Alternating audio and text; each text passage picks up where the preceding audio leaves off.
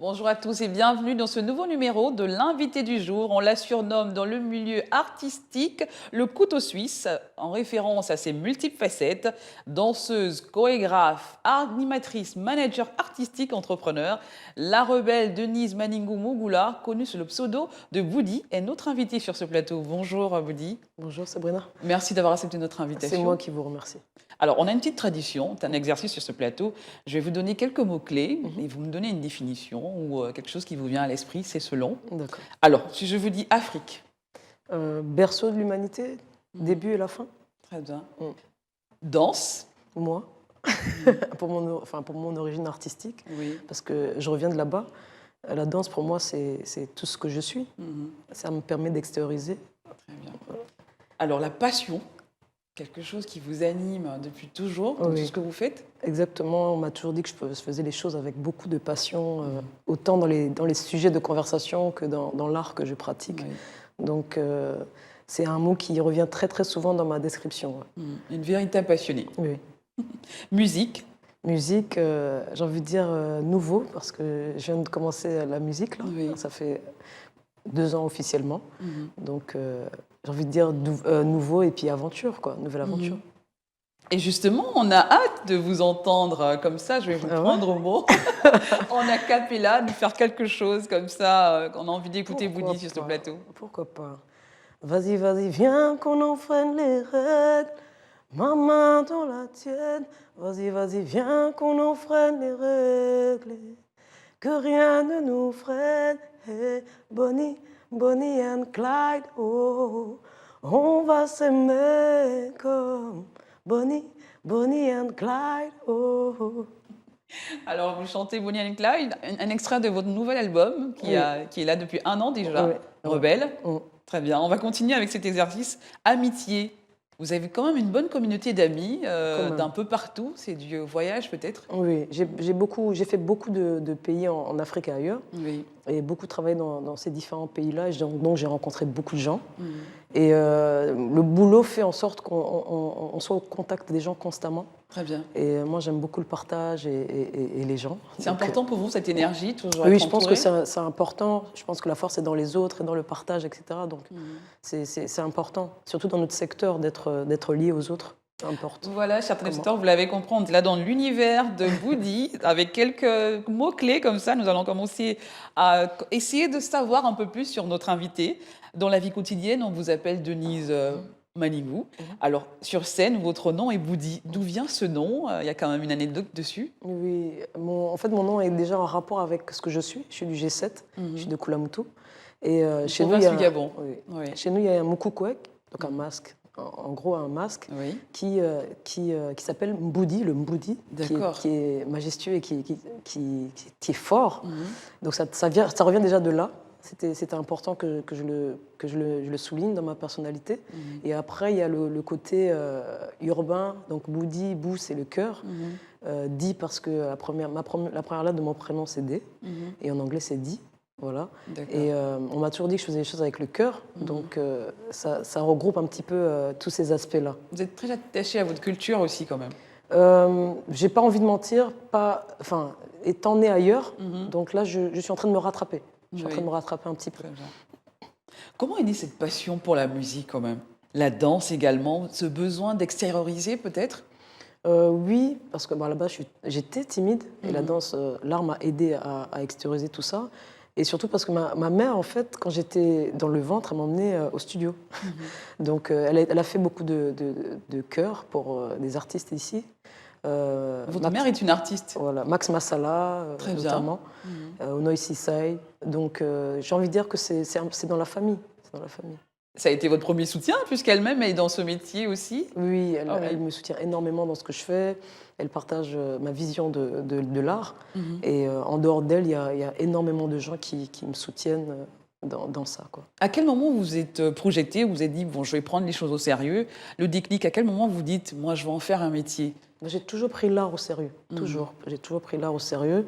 Et ça fait 21 ans que je suis dans ce milieu-là, j'ai commencé assez tôt.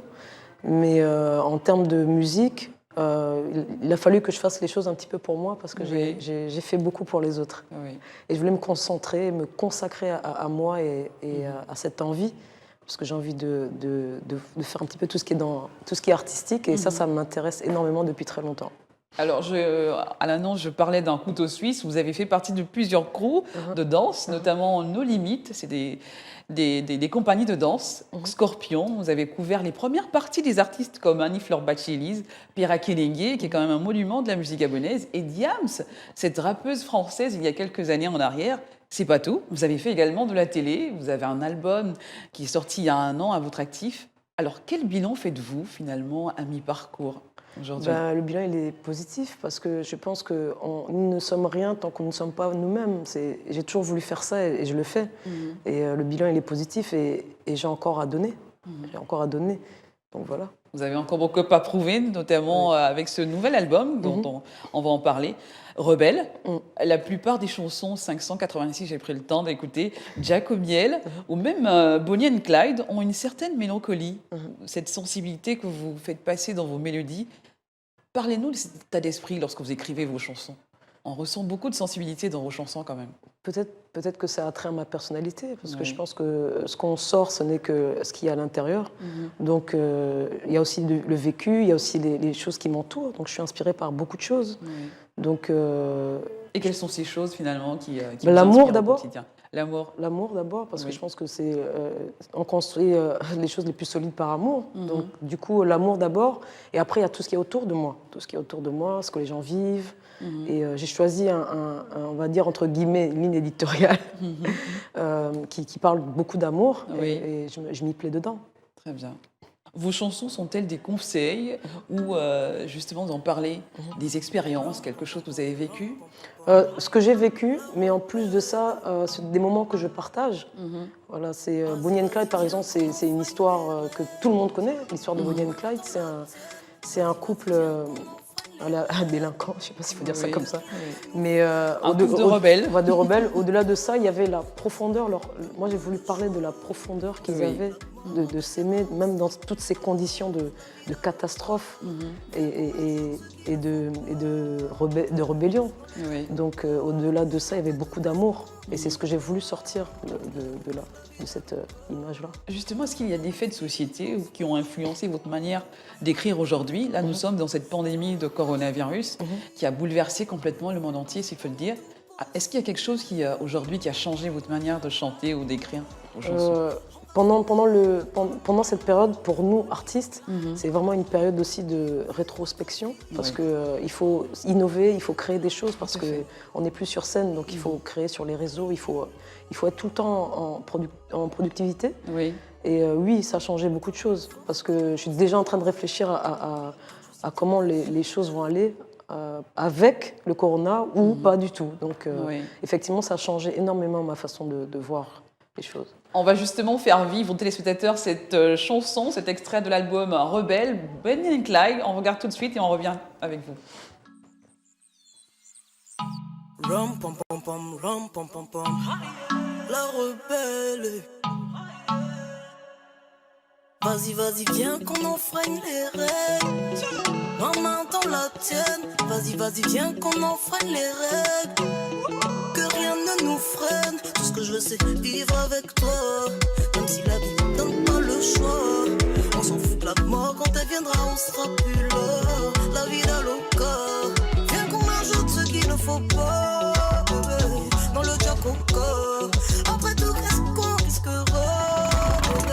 La vie dans le corps. On affrontera tout ce qui nous pense fragile. À nous les clés de la ville. Dans nos poches que du liquide. Bébé, on a tout possible. Bonnie and Clyde, oh. On va s'aimer comme Bonnie and Clyde, oh. Vive notre vie comme Bonnie and Clyde, oh.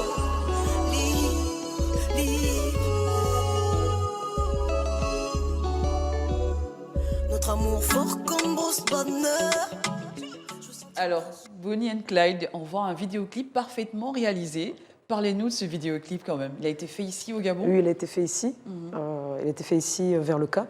Oui. Ça a été réalisé par Vince Boussamba, qui est un réalisateur gabonais. Et enfin, tout ce que vous voyez autour, c'est du Man in Gabon, hein, autant les motards que voilà. Et le décor, c'était un clip vraiment très, je veux dire, c'est un titre qui me tient énormément à cœur parce qu'on l'a fait dans des conditions qui étaient difficiles, mais on a atteint notre objectif et ce titre a été très très bien accueilli par les gens et voilà quoi. Le clip, les scènes, c'est vous, ça vient de vous, vous l'avez voulu comme ça? Oui, mais vraiment, c'est-à-dire la direction artistique, l'idée. Donc je suis allée voir Vince et je lui ai dit non, je veux ça. Il me dit non, mais tous les motards là. Je dis je veux ça parce que je voulais absolument que ça reflète ce petit côté liberté, rebelle, etc. Oui. Et que les gens s'approprient aussi cette histoire-là. Très bien. Et voilà quoi. Alors, pour finir, que pensez-vous de l'impact des nouvelles technologies sur la façon de faire et de diffuser la musique aujourd'hui?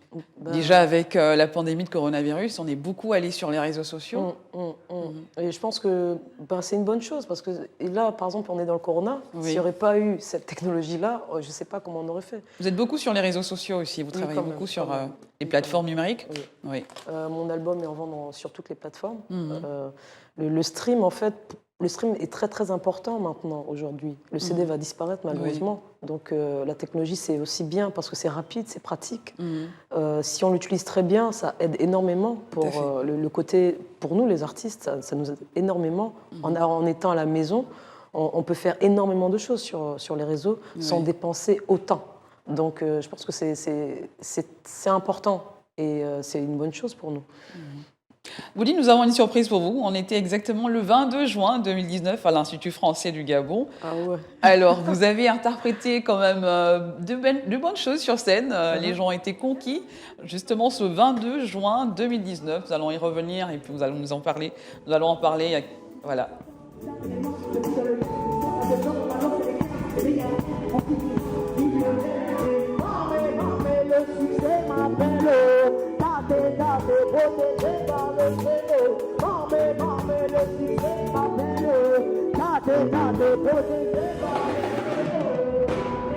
Réalisation, ça me touche toujours.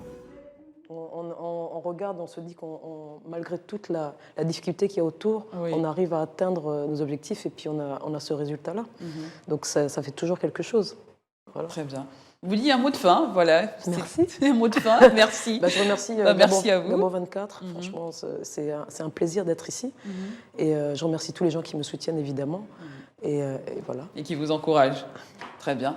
Voilà, c'est la fin de l'invité du jour. Ça se termine. Nous étions là à l'instant avec Denise Maningour Mugula, qui est artiste, vraiment un couteau suisse. Elle fait un peu de tout, de danse, de chorégraphie, d'animatrice.